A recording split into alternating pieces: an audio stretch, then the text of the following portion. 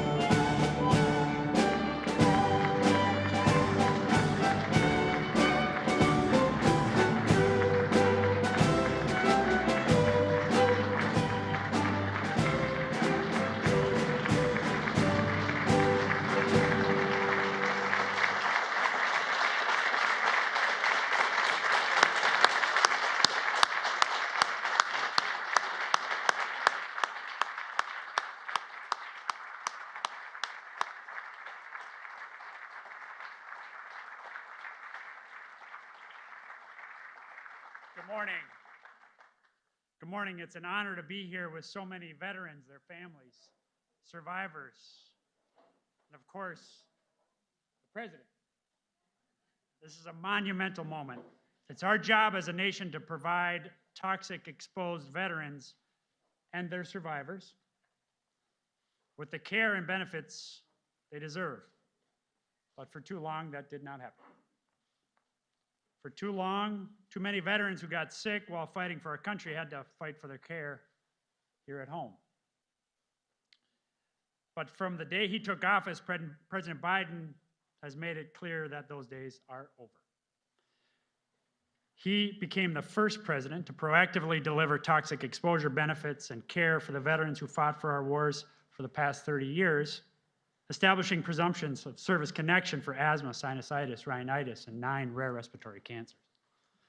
And now, by signing the PACT Act into law, President Biden will empower VA to deliver the care that millions of toxic exposed veterans need and the benefits that they and their loved ones deserve. And VA stands ready to implement PACT now. Veterans can visit va.gov/PACT to learn more about how this law will help them and their families, and we encourage anyone who might be eligible for PACT Act benefits to apply right away, because we'll stop at nothing to make sure every veteran, every family member, and every survivor gets everything they've earned and they deserve. Now, there are so many people to thank for making this day possible, including, of course, the President, who has made this the top priority in his unity agenda, and our leaders in Congress who came together to get this done, and of course the veterans who have advocated for this legislation for years, and their family members and survivors who have served and sacrificed right alongside the veterans they love. In fact, it's my great honor to introduce 2 of these family members as our next speakers, Danielle and Brielle Robinson.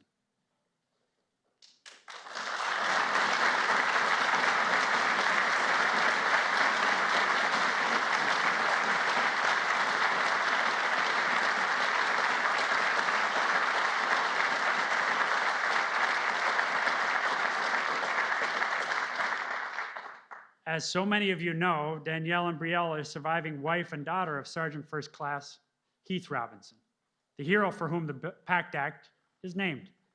And they're joined today by Danielle's mother and Brielle's grandmother, Susan Zier.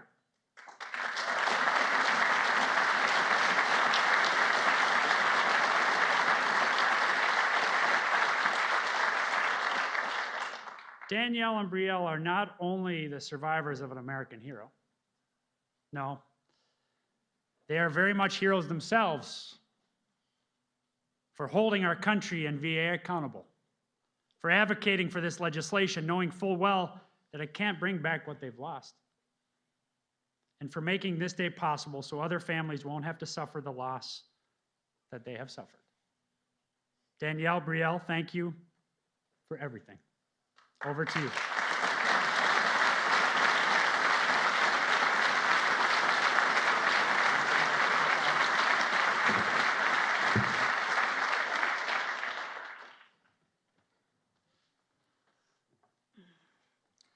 As a military spouse, when your loved one returns home safely from a deployment, you count your blessings. You're filled with gratitude, fear turns to relief as you begin living as a family again. But 10 years post-deployment from Iraq, my husband Heath began the biggest battle of his life, a terminal stage 4 lung cancer diagnosis due to toxic exposure from a burn pit in Baghdad.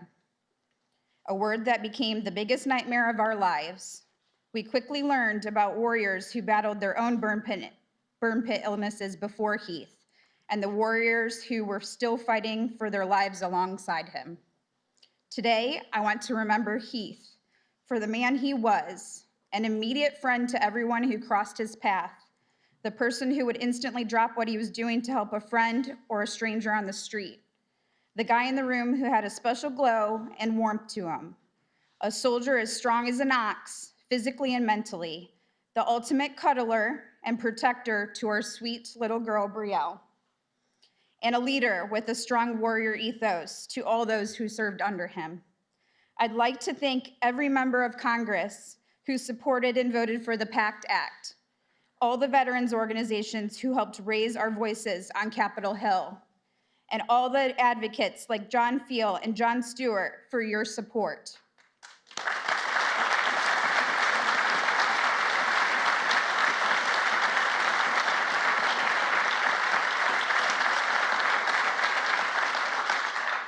We could not have done this without you all.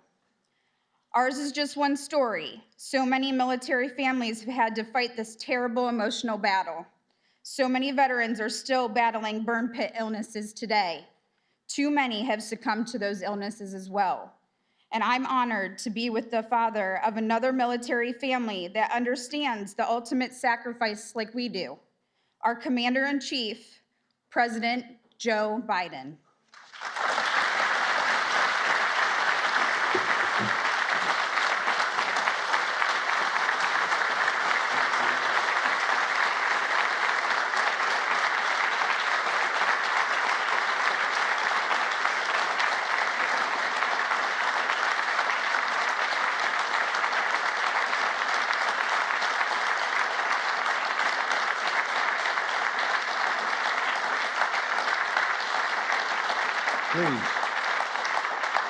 Please have a seat.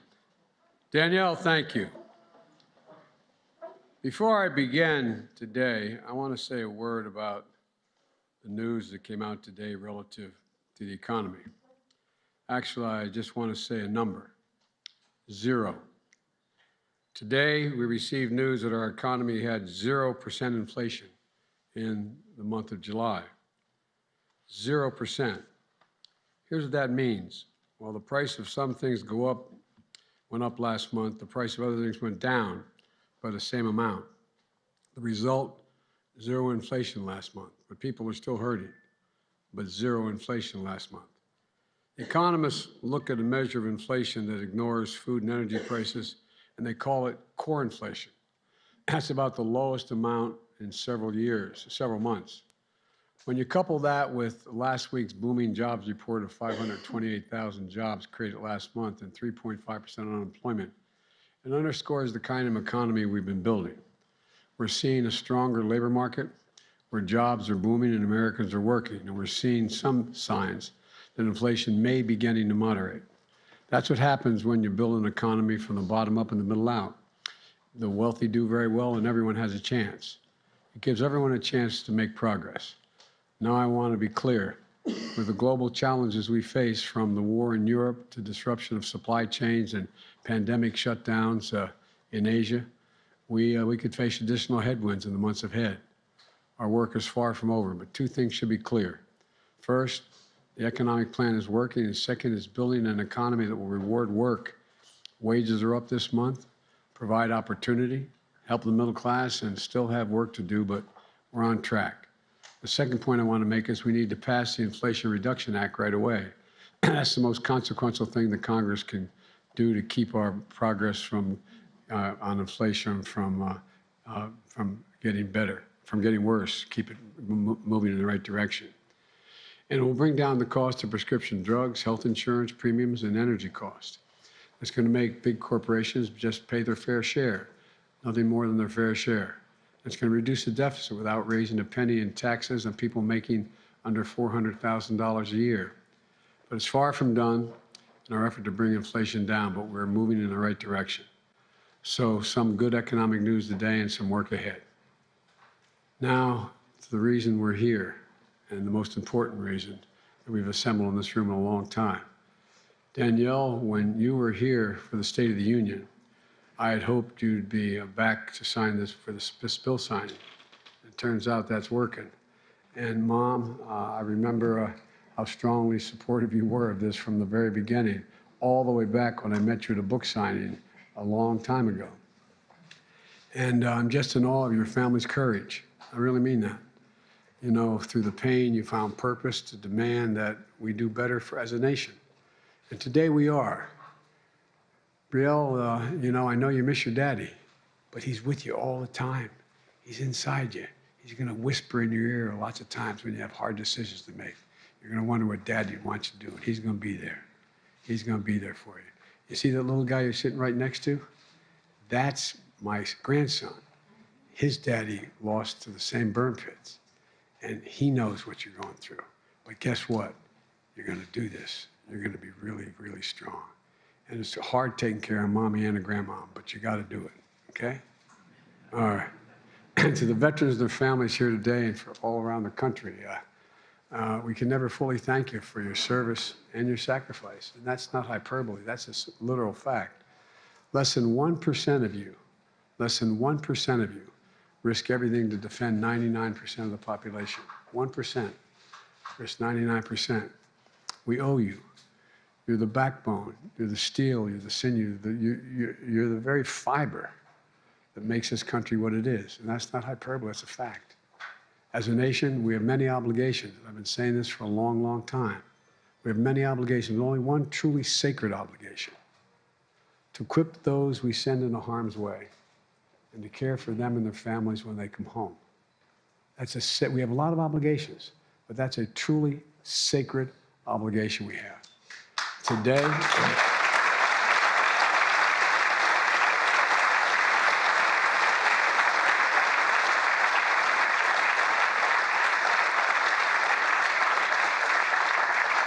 Today, we're one step closer to fulfilling that sacred obligation with the bill I'm about to sign into law. This is the most significant law our nation has ever passed to help millions of veterans who are exposed to toxic substances during their military services. You know, Secretary Mcdonough can tell you, I was going to get this done come hell or high water. This was something, the first thing, when a lot of staff knows that's true. It was part of my agenda that I announced in the State of the Union address. I announced 4 things that all Americans could agree on. One was beating the opioid epidemic. 2 was tackling the mental health crisis we face as a nation as a consequence of the pandemic. 3 was ending cancer as we know it, which we're going to do and come hell or high water again. And 3, supporting our veterans. Big issues that unite us. We're always being told that Democrats and Republicans can't work together. When I ran, I said one of the reasons I was running, one of the 3 reasons was to unite the country, and I was roundly criticized for being naive. That was the old days, Joe. You used to be able to do that. Well, guess what? I don't believe it. We never have failed to. There are a lot of issues we can disagree on, but there are issues we can work together on. And this is one of those issues. So many of you here today remind us that we have fought for this for so many years.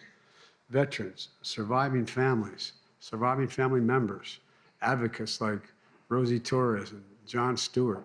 And John, I want to thank you again. I wanted to come up and hang out in the Capitol steps. The Secret Service said I'd be a pain in the neck. They wouldn't let me do it. So at least we did a little video on there. But what you've done, John, matters. And you know it does. You should know. It really, really matters. You refuse to let anybody forget. Refuse to let them forget. And we owe you big, man. We owe you big.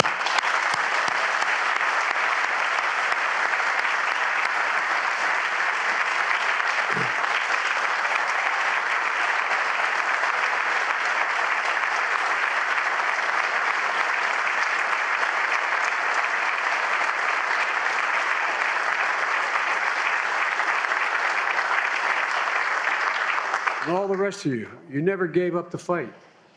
You never quit. You didn't stop, no matter what you were told. Think about it.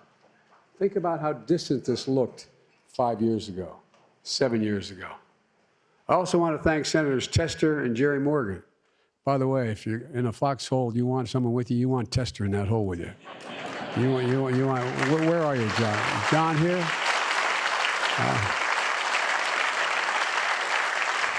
Only problem is John may try to bring his combine in that foxhole with him. Also, John Bozeman and Kristen Gillibrand and Dick Blumenthal, Representatives Takano and Bost, and all the other members of Congress who supported this bill, many of whom are here today. I'd like you all to stand, all the members of Congress, please stand.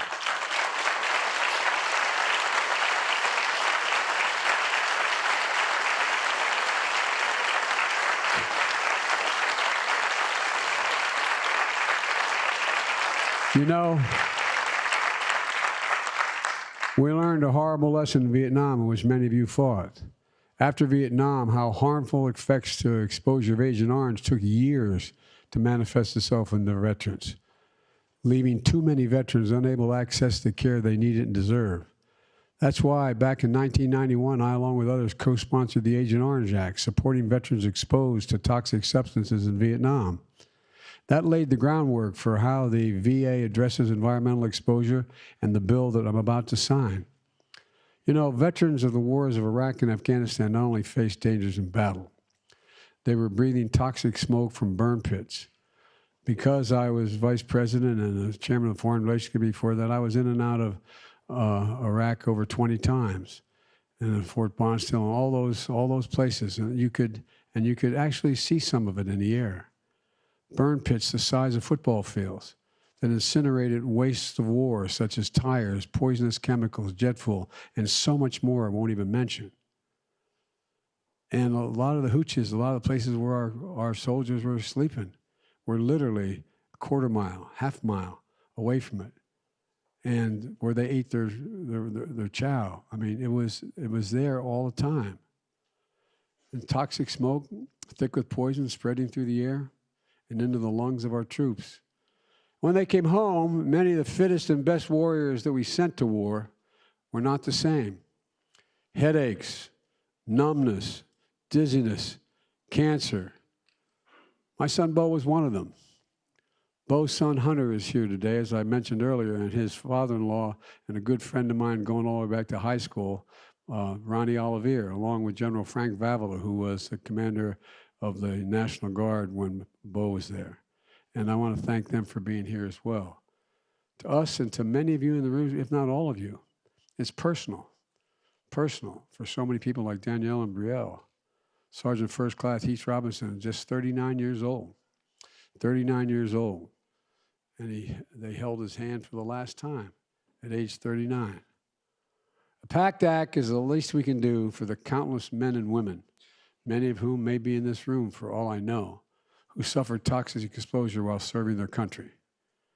The law expands access to health care and disability benefits for veterans harmed by toxic exposure. It empowers the Department of Veterans Affairs to move quickly to determine service members' illness and related military service to see if they qualify. And for families of veterans who died from toxic exposure, it means a monthly stipend of $2,000 a month for a surviving spouse with 2 children. It means access to life insurance, home loan insurance, tuition benefits, and help with health care. It means new facilities, improved care, more research, and increased hiring and retention of healthcare workers treating veterans. This new law matters. It matters a lot. It matters a great deal because these conditions have already taken such a toll on so many veterans and their families. I've directed the Department of Veterans Affairs to treat all 23 presumptive conditions as in this law as applicable the moment I sign this bill. I'm urging the veterans of those decades of war to promptly file for your claims. The VA will move as quickly as possible to resolve your claim and get you the benefits and the care you've earned. And now I want every member, every service member, every veteran, every family member to know how to access the law. Just go to va.gov/PACT, va.gov/PACT, va.gov/PACT. File their claim and apply for your VA health care now. Or go to your local VA hospital, or reach out to the veteran service organizations, many of whom made this happen as well, from Disabled American Veterans to the American Legion to Veterans of Foreign War. And if you need additional assistance, just call. And this law becomes on top of my administration's efforts to pioneer ways to link toxic exposure to diseases and help more veterans get the care they need. We're building a more comprehensive database for the Department of Defense and Veterans Affairs to track and assess exposures. Expand the eligibility for veterans suffering from the 3 respiratory conditions and 9 rare respiratory cancers. Earlier this summer, I signed 9 veterans bills into law that will do everything from providing mammograms and screenings for veterans who served near burn pits to compensating veterans who develop cancer and medical conditions from our World War II nuclear program. We're not stopping just here. Secretary Mcdonough and the Department of Veterans Affairs are part of my Cancer Moonshot initiative to end cancer as we know it. And today, I'm proud to name Dr. Monica get it right, Doc. Bettignoli. I better get it right because I married Dominic Giacoppa's daughter, so I got a problem, okay? But she's a leading cancer surgeon from a family of generations of veterans and is my new director of the National Cancer Institute. Please stand, Doc.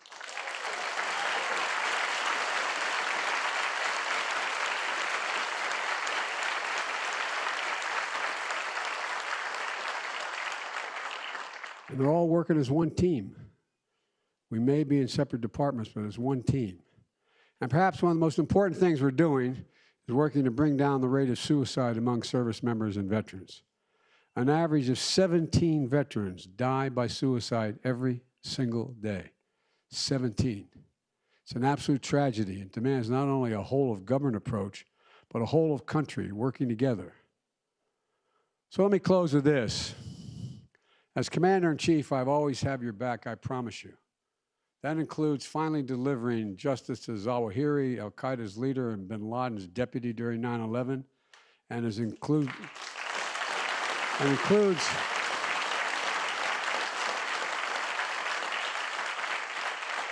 always fighting for the care and benefits you've more than earned and more than deserved. This law is long overdue, but we finally got it done together. And I don't want to hear the press tell me Democrats and Republicans can't work together. We got it done, and we got it done together. So God bless you all. You are the backbone, the very spine of this country. And may God protect our troops. Now I'm going to walk over and sign that legislation.